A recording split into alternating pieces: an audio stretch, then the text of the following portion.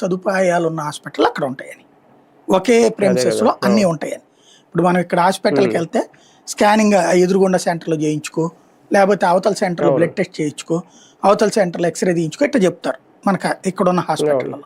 Corporate hospital Hyderabad style of functioning ఉన్నటువంటి మన దగ్గర ఇక్కడ పరిమితం, ఒకటో అర ఉంటాయి అన్నీ కూడా. ఇంకోటి మీకు హైదరాబాద్ కార్పొరేట్ హాస్పిటల్ ఎట్లా ఉంటుందంటే, మీరు జాయిన్ అయ్యాక మీకు ఎక్స్రే రూమ్ దగ్గరికి తీసుకొచ్చేసి వాడు చేసేస్తాడు అక్కడ. అట్లాగే స్కానింగ్ అయినా మీ రూమ్ లో ఉండగానే మిషన్ వచ్చేసి చేసేస్తుంది. మూవింగ్ మిషన్స్ ఉంటాయి వాళ్ళ దగ్గర, ఆ టెక్నికల్ ఎక్స్పర్ట్స్ ఎంత ఉంటారు అంటే. ఇక అక్కడ మనకి అదంతా ఒకే ప్రెమిసెస్ లో దొరుకుతుంది. ఇక్కడ అట్లాంటి హాస్పిటల్ విజయవాడ గుంటూరులోనే లేవు, విశాఖపట్నంలో కూడా లేవు, అమరావతిలో పెట్టాలి. ఎందుకు లేవు? ఈ 20 లక్షలు 10 లక్షల జనాభా. హైదరాబాద్లో ఎందుకున్నారు? 1.5 కోటి జనాభా ఉంటారు. 1.5 కోటి జనాభాలో వాళ్ళ బెడ్ ఎంత?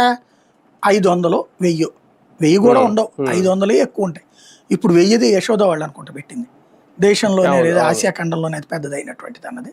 1000 అన్నది హైటెక్ సిటీ దగ్గర పెట్టుకొచ్చినట్టున్నారు వాళ్ళు. ఒక్కటి తప్పించి 500 పడకలు, 300 పడకలు, 200 పడకలే, అవి కూడా నిండవనినే కదా పెట్టింది విజయవాడ, వైజాగ్ లాంటి చోట్ల. మరి ఇంకెక్కడి నుంచి ఈ వస్తాయి? అక్కడ పెట్టుకుని ఏం చేస్తారు ఆ 29 గ్రామాల్లో? కాబట్టి పెట్టట్లా. అంతే కదా. ఇప్పుడు SRM